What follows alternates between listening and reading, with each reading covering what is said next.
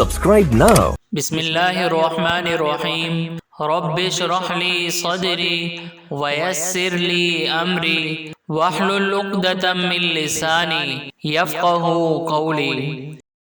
قرآن مجید کی سورہ الحج میں اللہ تعالیٰ کے ایک ارشاد کا مفہوم ہے، لوگوں اگر تم کو مرنے کے بعد جی اٹھنے میں کچھ شک ہو تو ہم نے تم کو پہلی بار بھی تو پیدا کیا تھا۔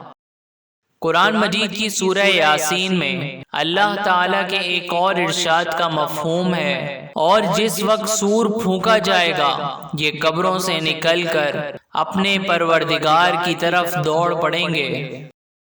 قرآن مجید کی سورہ قیامہ میں اللہ تعالیٰ کے ایک اور ارشاد کا مفہوم ہے، کیا انسان یہ خیال کرتا ہے کہ ہم اس کی بکھری ہوئی ہڈیاں اکٹھی نہیں کریں گے؟ ضرور کریں گے، اور ہم اس بات پر قادر ہیں کہ اس کی پور پور درست کر دیں۔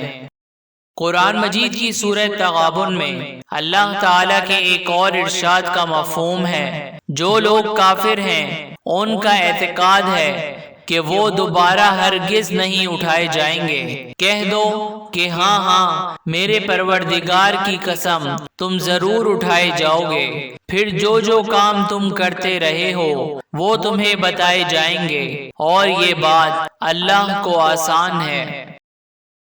قرآن مجید کی سورہ فاطر میں اللہ تعالیٰ کے ایک اور ارشاد کا مفہوم ہے، اور اللہ ہی تو ہے جو ہوائیں چلاتا ہے اور وہ بادل کو ابھارتی ہیں، پھر ہم اس کو ایک بے جان شہر کی طرف چلاتے ہیں، پھر اس سے زمین کو اس کے مرنے کے بعد زندہ کر دیتے ہیں، اسی طرح مردوں کو جی اٹھنا ہوگا۔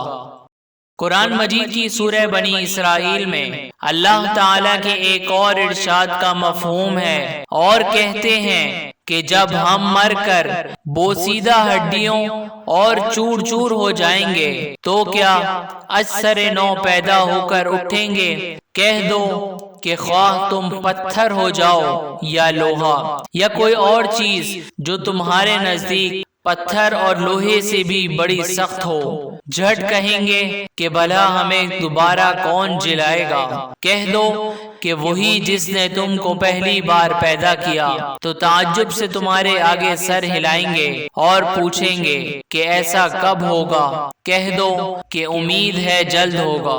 نیکی کی باتیں دوسروں تک پہنچا کر اپنا دینی فریضہ ادا کریں، اور ہماری حوصلہ افزائی کے لیے ہمارے چینل کو ضرور سبسکرائب کریں۔